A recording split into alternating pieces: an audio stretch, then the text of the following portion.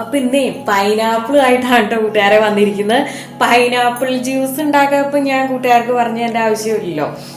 പക്ഷെ ഇത് നമ്മളൊരു സ്പെഷ്യൽ ജ്യൂസാണ് കേട്ടോ ഉണ്ടാക്കുന്നത്. 2 സ്പെഷ്യൽ ഇൻഗ്രീഡിയൻ്റ് ഒക്കെ ഇതിൽ ചേർക്കുന്നുണ്ട് കേട്ടോ. അപ്പോൾ കൂട്ടുകാർ വീഡിയോ സ്കിപ്പ് ചെയ്യാതെ തന്നെ കണ്ടോളൂ കേട്ടോ. എല്ലാ കൂട്ടുകാർക്കും രമ്യ സുഖമായിട്ടിലേക്ക് സ്വാഗതം.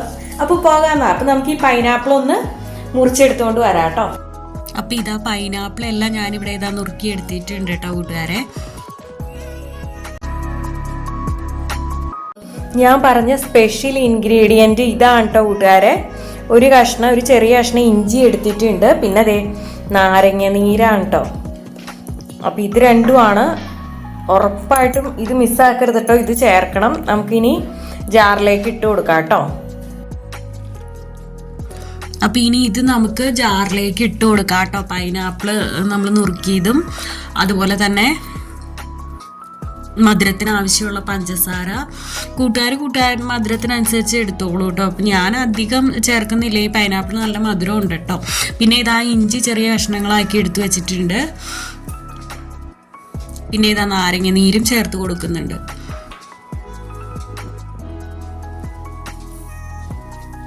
പൈനാപ്പിളിൻ്റെ മധുരത്തിനനുസരിച്ചിട്ട് നമുക്ക് മധുരം ആഡ് ചെയ്ത് കൊടുക്കാം കേട്ടോ, പഞ്ചസാര. അപ്പം ഇതാ നമ്മളിവിടെ നന്നായിട്ടത് അടിച്ചെടുത്തുകൊണ്ട് വന്നിട്ടുണ്ട്. ഇനി നമുക്കിതൊന്ന്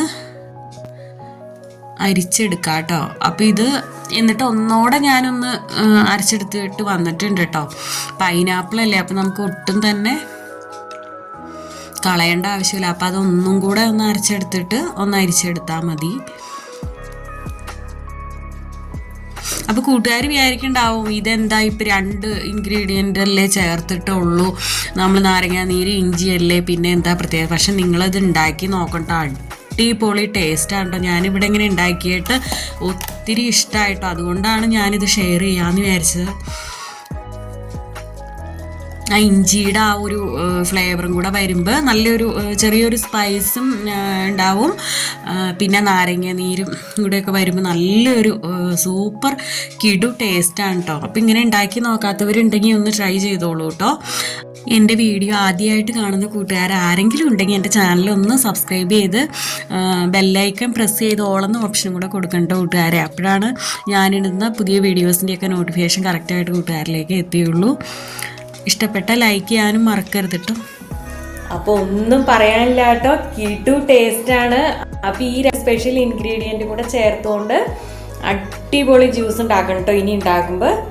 അപ്പോൾ ഇനി നല്ലൊരു വീഡിയോ ആയിട്ട് വരുന്നത് വരെ okay, Tata, bye bye, thanks for watching.